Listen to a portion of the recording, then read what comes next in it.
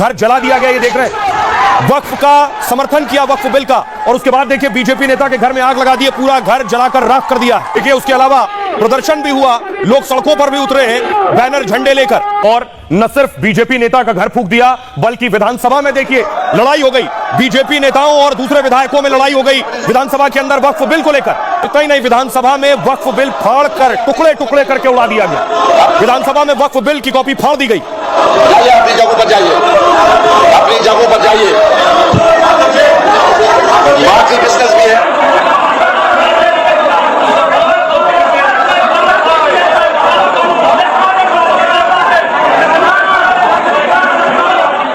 जम्मू कश्मीर विधानसभा की तस्वीरें आप देख रहे थे, किस तरह असदुद्दीन ओवैसी ने संसद में वक्फ बिल फाड़ा और विधानसभा में नेशनल कॉन्फ्रेंस विधायकों ने फाड़ दिया। अब देखिए जेएनयू में वक्फ बिल की कॉपीज जलाई जा रही हैं। मुस्लिम समाज को गुमराह करके शाहीन बाग जैसा कई जगह धरना कराया गया, लेकिन नतीजा क्या निकला? वो पूरी तरह मुसलमान के समाज के खिलाफ था ही नहीं, लेकिन गलतफहमी पैदा की गई। सुन रहे थे आप शहनवाज हुसैन को, ये भी बीजेपी के मुस्लिम नेता हैं, इन्हें भी जान से मारने की धमकी दी गई। उसके बाद ये खुद बिहार के डीजीपी से मिलने पहुंचे थे। अब एक और बीजेपी के मुस्लिम नेता जिनका घर फूंक दिया गया, आग लगा दी गई, खाक हो गया घर। देश में वक्फ बिल पर विरोध खतरनाक होता जा रहा है। विरोध के नाम पर जिंदगी और घर को निशाना बनाया जा रहा है। प्रदर्शनकारियों ने एक बीजेपी नेता के घर में आग लगा दी। बीजेपी के मुस्लिम नेता ने नए वक्फ बिल का समर्थन किया था, सिर्फ सोशल मीडिया के जरिए नए बिल को सही बताया था। इसी बात से कुछ लोग इस कदर नाराज हो गए कि हमला बोल दिया।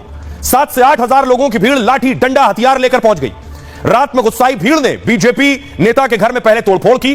इतने पर भी गुस्सा शांत नहीं हुआ तो बीजेपी नेता का घर फूंक डाला। जैसे ही सूचना मिली, मौके पर पुलिस और फायर ब्रिगेड की टीम पहुंची है, लेकिन गुस्साई भीड़ ने फायर ब्रिगेड की टीम को आग भी बुझाने नहीं दिया। यानी जब फायर ब्रिगेड की टीम आग बुझाने की कोशिश कर रही थी तो भीड़ ने उसे रोका, दमकल कर्मियों को रोका, जिससे आग ना बुझने पाए। भीड़ और प्रदर्शनकारियों ने बीजेपी नेता को मारने की धमकी दी।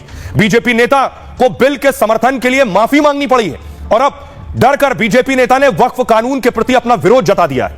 वक्फ के विरोध में आग की यह घटना मणिपुर के थौबल इलाके में हुई है। टारगेट पर थे बीजेपी के राज्य अल्पसंख्यक मोर्चा के अध्यक्ष असगर अली। असगर अली ने किसी तरह माफी मांगकर अपनी जान तो बचा ली है, लेकिन क्या जानलेवा हमले कराकर कानून के विरोध में माहौल खड़ा किया जा रहा है। तो एक तरफ मुस्लिम नेता का घर जला डाला, दूसरी तरफ देखिए विधानसभा में जैकेट फाड़ दी, एक जैकेट उतारकर फाड़ दी गई काला कोट। आखिर क्या कहना और करना चाह रहे हैं ये नेता और ये संगठन? विधानसभा में आज बिल फाड़ दिया गया और उसकी कॉपी, बिल की कॉपी सदन में लहरा दी गई, उड़ा दी गई। यह बहुत निराशाजनक है, महबूबा मुफ्ती कह रही हैं। विधानसभा अध्यक्ष ने वक्फ बिल पर प्रस्ताव को खारिज कर दिया और ऐसा लगता है राज्य सरकार मजबूत जनादेश के बावजूद, यानी उमर अब्दुल्ला पर निशाना साध रही है कि मजबूत जनादेश के बावजूद बीजेपी के मुस्लिम विरोधी एजेंडे के आगे झुक गई है। दोनों पक्षों को खुश करने की कोशिश कर रही है राज्य सरकार। नेशनल कॉन्फ्रेंस तमिलनाडु सरकार से ही सीख सकती है, जिसने वक्फ विधेयक का कड़ा विरोध किया है। जम्मू कश्मीर जो एकमात्र मुस्लिम बहुल क्षेत्र है, सरकार में इस मुद्दे पर बहस करने की भी हिम्मत नहीं है।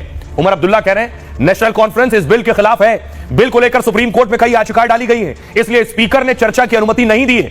अब मामला सुप्रीम कोर्ट पहुंच गया है, हमें उम्मीद है कि सुप्रीम कोर्ट इंसाफ करेगा। अब देखिए बीजेपी के नेता क्या कह रहे हैं। बीजेपी कह रही है नेशनल कॉन्फ्रेंस के विधायक असंवैधानिक कार्य कर रहे हैं। वक्फ बिल को संसद से पास किया जा चुका है, राष्ट्रपति ने बिल को मंजूरी दे दी है। अब मामला पूरी तरह से कोर्ट में है, विधानसभा में बिल पर चर्चा करने का अधिकार नहीं है। नेशनल कॉन्फ्रेंस के नेता संविधान का उल्लंघन कर रहे हैं। आइए अब आपको सुनाता हूं, सुनिए जरा जम्मू कश्मीर विधानसभा में जो ड्रामा हुआ है, जो शर्मनाक तस्वीरें सामने आई हैं, उसके बाद सियासतदान क्या कह रहे हैं। इस बिल के समझती है ये गैरकानूनी नहीं है, और इसलिए जो पार्टीज इस वक्त सुप्रीम कोर्ट में हैं, इसीलिए स्पीकर साहब ने डिबेट नहीं देने दी, क्योंकि मसला अब सुप्रीम कोर्ट पर पहुंच गया। मतलब है कि ये फिक्स मीट्स स्पीकर साहब और नेशनल कॉन्फ्रेंस के विधायकों का था। मीडिया में इसको उछाल के कश्मीर में फिर लोगों को गुमराह करना था, धर्म के नाम पे, रिलीजन के नाम पे, वो नेशनल कॉन्फ्रेंस करती आ रही है और वही आज भी। संविधान जो है इस पे हमला हो रहा, आप कहेंगे कैसे? फेडरलिज्म पे हमला, जम्मू कश्मीर जैसी रियासत को यूटी बनाना, सुप्रीम कोर्ट के बावजूद कहना हम बहाल करेंगे, अभी नहीं किया।